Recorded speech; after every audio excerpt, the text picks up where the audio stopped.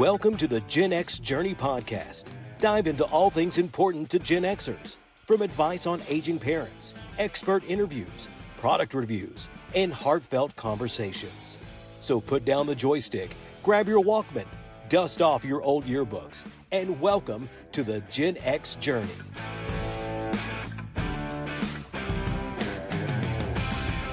All right, well, welcome back, everybody, to the Gen X Journey podcast. And now we continue with the part 2 of the list of cultural icons for Gen X. So, Steve, let's continue the list, sir. You bet. Well, this has been fun so far. It's been a great discussion, and I can't wait till we get to the part where we talk about who should be on this list that wasn't included. But so to reminder to our listeners, this is a Newsweek.com article that was written in 2021, July of 2021.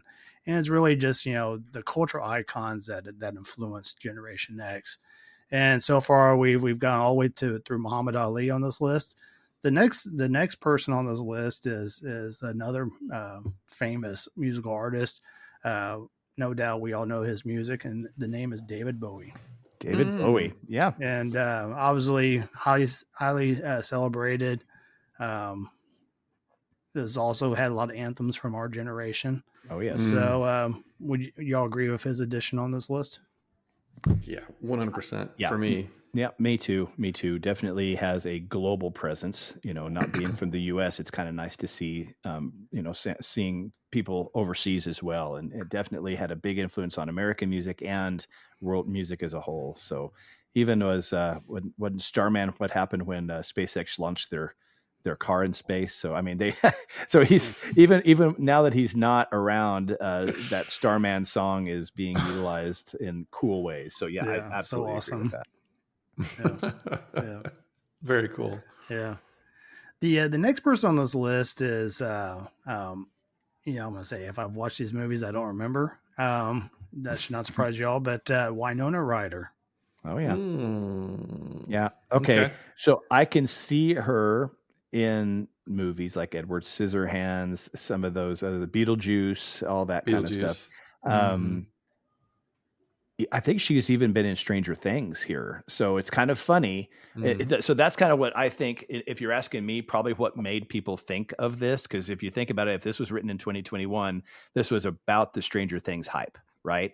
And they had brought a lot of actors from Gen X, from the 80s, back into being adult roles. And Winona Ryder was definitely one of those adult roles that was in Stranger Things that was kind of a callback to the 80s, right? So I can definitely see how Stranger Things influenced this decision to include her.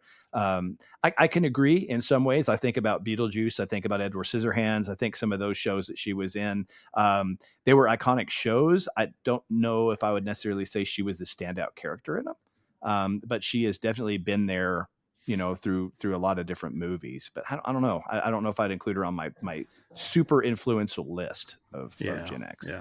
Yeah, totally. Same for me. I like her movies. But again, scanning the horizon, I wouldn't put her in that. She's not going to rise to the top for me. Right.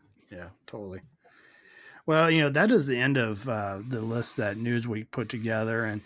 And I know there's some names that we feel should have been on this list, maybe ahead of these individuals. Some of them we agree with unanimously. Some not so much. Keith, I know you're chomping at the bit to bring up a name you have in mind. So, who do you think should be on this list? Without question, where is Eddie Murphy? Oh gosh! I mean, you talk about Delirious and Raw and every movie, every Beverly Hills Cop, which is they're coming out with a new one, by the way. I mean, you think about everything that he's been in. I mean, he's gone from not only being the funny comedian for our generation, but also as we became parents, his role in movies became the parental role, or those kind of things. You think about some of those roles he was in as he got older. Much of the shows that he was in were kid-friendly shows. I'm thinking of what is the one with Dr. Dolittle. And so it was interesting to see how his character roles changed to be still in the presence of us, to introduce him to a new generation and our children in a clean way, right? When we were used to Raw, but I can't imagine, I can't believe he wasn't part of this as far as a Gen X influence, I What do don't know y'all why think? it was. I totally agree. I mean, it's. I mean, just his influence from Saturday Night Live is one of the Yeah. earliest people that made me laugh my butt off when I was allowed to stay up late enough to watch Saturday Night Live. And even when I wasn't allowed. Yeah, and yeah, many times I'd be sitting in my parents' hallway to their bedroom Exactly. just sort of watching, hoping they Yep. didn't find me. It's awesome. Yeah, I mean, then just so many of the movies that came out during the '80s that Mm-hmm. absolutely. I mean, either we watched them on the bus during band trips or Oh yeah. in our apartments or whatever it is. So many great memories. Noel, what about you? Yeah, I mean, Eddie Murphy for sure would be one of them. But I think like Bill Murray too would be one yeah. too. You think about like Caddyshack and Oh man. he was in like Stripes. What a great freaking movie. Ghostbusters. I mean, Yeah. he was, and all of his characters in each one of those is just in Groundhog Day. Yeah. The I don't know, like he's hilarious. Oh yeah. I mean, so was Eddie Murphy. Those two, I think, again, if I scan their eyes and kind of think about whose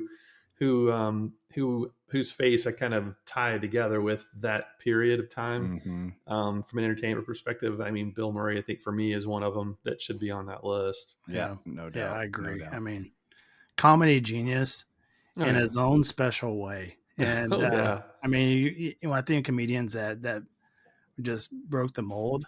Yeah. I think of him. Yeah. I think of Norm Macdonald. Oh, gosh. Jim Gaffigan and a couple others out there that just they had their own type of humor and unique to what they did. And so absolute greatness. Norm Macdonald was a weird duck, man, but gosh, was he funny. And one of the things, I mean, his comedy was just, he was like brilliant. And it was, gosh, he did a roast. I saw a clip on YouTube the other day.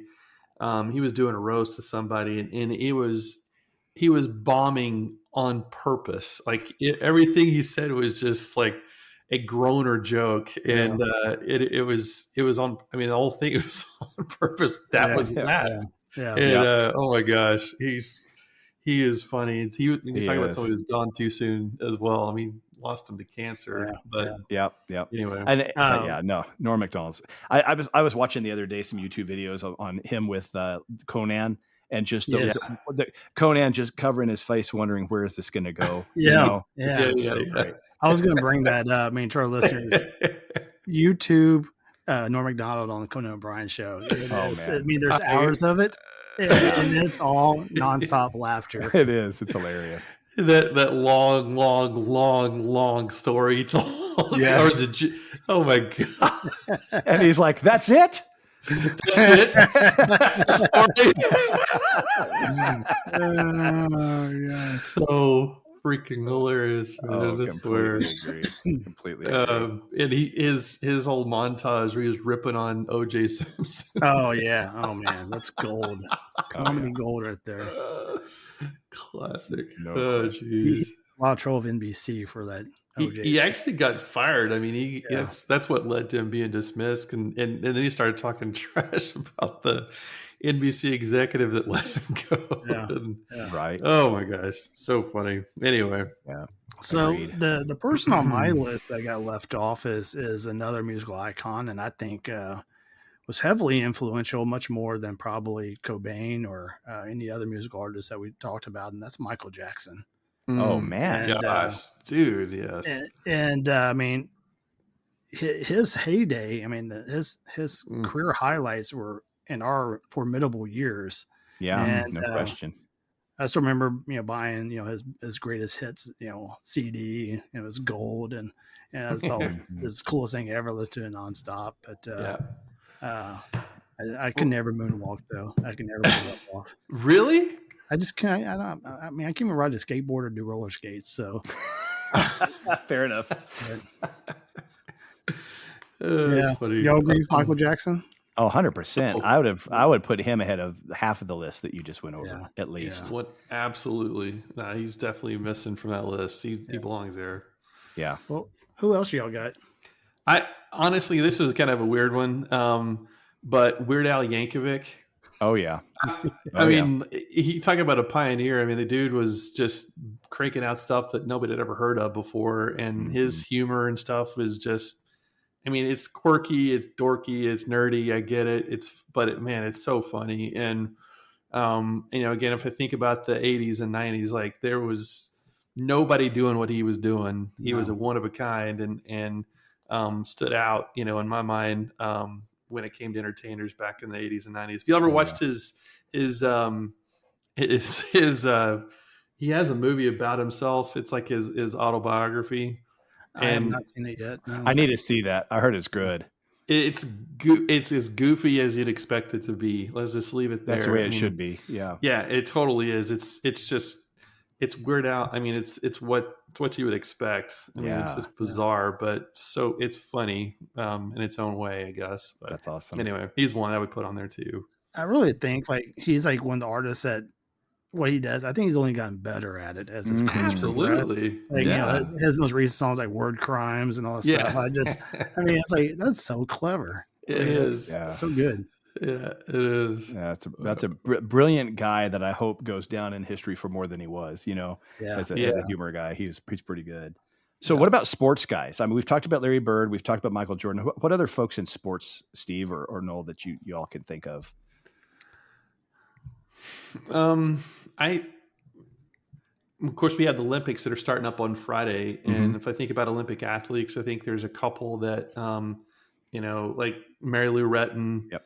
I remember seeing, the '84 Olympics and stuff. And then Greg Louganis is another one I would put kind of in that same category. Whenever you turn on the Summer Olympics, those are the two that most everybody followed pretty closely. But there's definitely some. Tanya Harding, of course. Yeah. Yeah. And the Olympic theme, Carl Lewis. Gosh, yes. He should have stuck to track, not singing, because he did not do that very well when we sang the national anthem. But other sports people I can think of was like Pete Rose. While much of his career was in the '70s, he was still strong in the '80s, and it's somebody all of us in Gen X know that name. For sure, no question. 100%. I think maybe this is the Texan in me talking, but I would put Nolan Ryan on that list too. The no hitters that he pitched, even though he was 40 something years old. I mean, crazy accomplished athlete. I agree with that. Just all of those. I think if I was looking at a sports icon and not just him as a person, but the franchise that he's laid, is John Madden. From being a coach when we were young to, think about the video games we played with Madden in it. You talk about something that transcends not only sports, but entertainment. That John Madden is a name that I cannot imagine multiple generations would not know Madden NFL and, without that guy, pretty impressive. And just a sports personality, like Harry Carey, the longtime voice of the Chicago Cubs. I mean, he was so fun to listen to. I mean, he was usually 3 sheets of the wind, during his commentary, but that's what you were sort of hoping to hear whenever you caught loosened up Harry Carey on the national TV. And have y'all seen Will Ferrell do his Harry Carey? Oh, it's so accurate. Harry Carey. It's scary, man. It is scary good. So I'll throw out somebody that this would be one of those that I think a lot of people would go, I don't know about this, but I'm gonna throw it out there anyway, because he got a really good start with the Brat Pack, with that circle, and then he made a massive decision later on in our lives that made him solidified as an icon, and that's Robert Downey Jr. Yeah. Gosh, no kidding, man. I mean, you talk about he created Marvel. I mean, the world was created around his character in Iron Man. And I mean, that's not our generation, but you bet we, as our generations, took our kids to see that sucker. And so, I just think he is one of those that would, in my opinion, would be somebody that has. And I'm looking at people that have been influential for a long time. Tom Cruise is in there too for me. For sure. They were big time when we were in the 80s and that, but they're still big time today. And those are ones that come to mind too there. I think about, just like the politicians early in our lives, obviously, Ronald Reagan was a huge influence. I don't know if he was necessarily a Gen X influence from a culture standpoint, but, I think maybe, his leadership as president sort of inspired us to be strong Americans and things like that. And then you think about also like the other legendary political figures like Tip O'Neill and I was pretty sure he was always 3 sheets to the wind, when he was sitting back there in the speaker's chair. But it's just some interesting people that we saw lead our nation during our childhood and during our early years of our generation. It was good memories. Well, I'll go further than that. Like, Bill Clinton, he definitely had an influence, and he definitely drove that. In my opinion, he's probably one of the first presidential elections that inspired a younger generation to get out there. With his saxophone appearance on Arsenio Hall and those kind of things. He definitely did things that were, obviously JFK was young. Okay. I get that, but I'm talking about our generation. Right. So, and to see people like, the Bushes and the Obamas and all those people, I don't know if you're ever going to be able to see political opponents be friends later in life like that. And I know that's a little later than Gen X, but all of that political landscape is what has influenced us today, I think, and I'm sad for the future generation on how hated, we're not voting for the people we like. We're voting for the one that we hate the least. And it's sad. Yeah. And I'm not trying to get political, but it was a pleasant experience. And I know that I was probably too young. They probably had the same issues in Reagan and people hating Reagan and people hating Clinton and all that, but it didn't seem that way. And maybe it's the social media that's driven the hate more. But it just seemed a lot more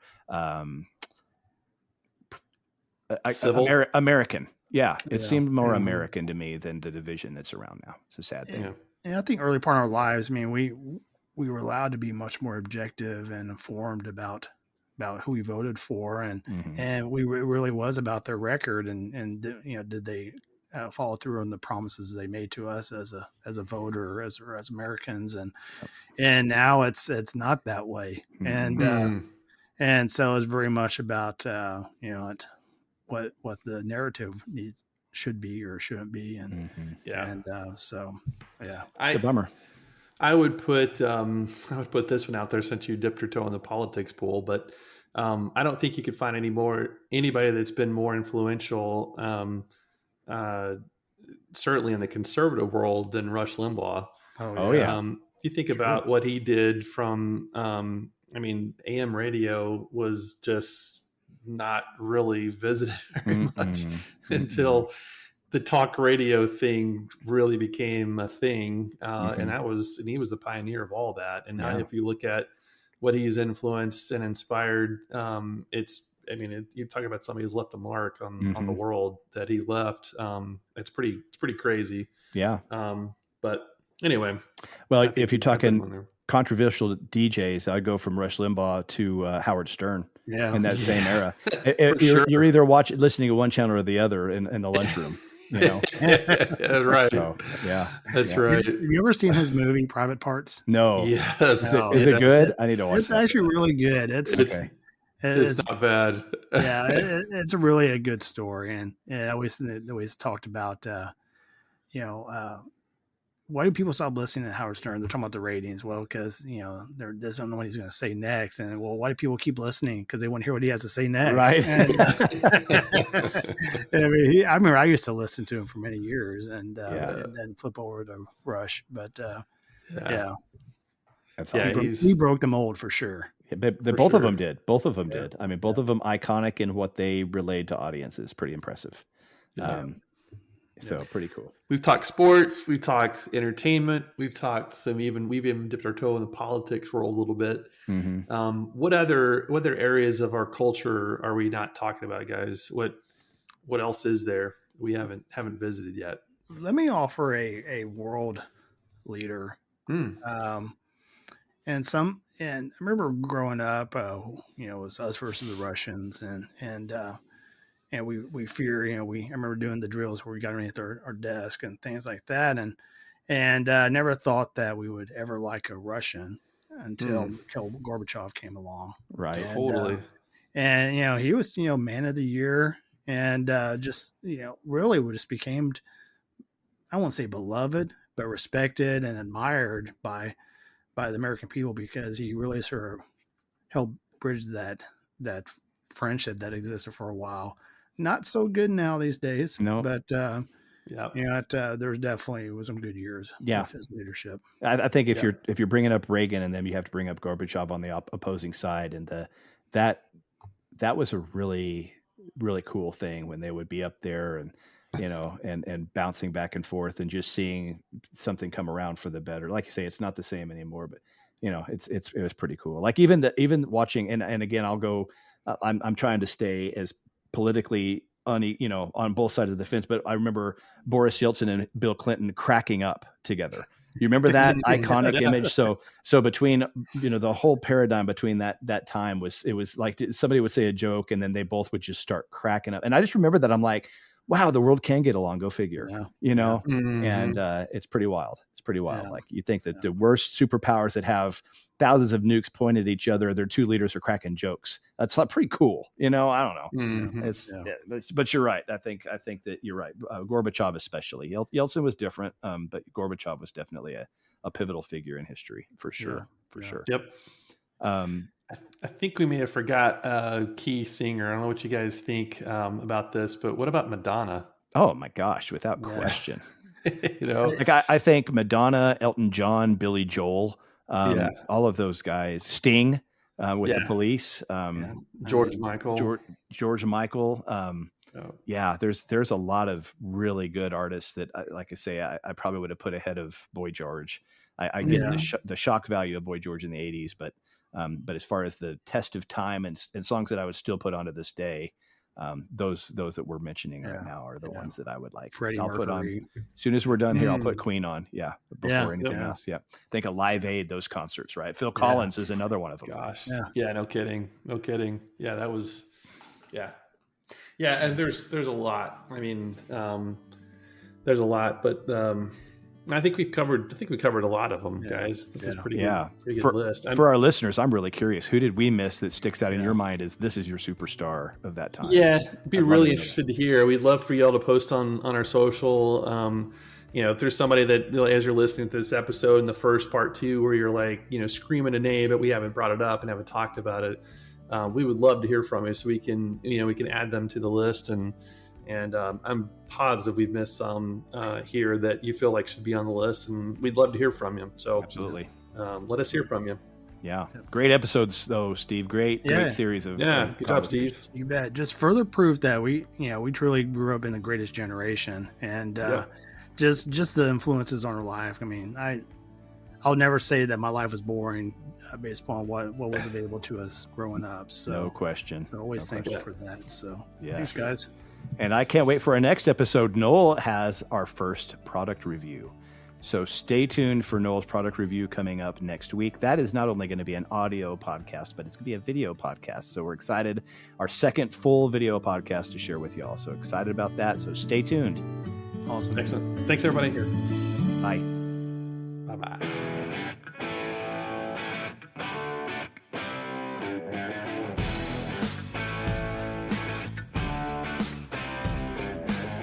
The views, thoughts, and opinions expressed in the Gen X Journey podcast belong solely to the hosts and guests and do not necessarily represent the views or opinions of any entity they are associated with.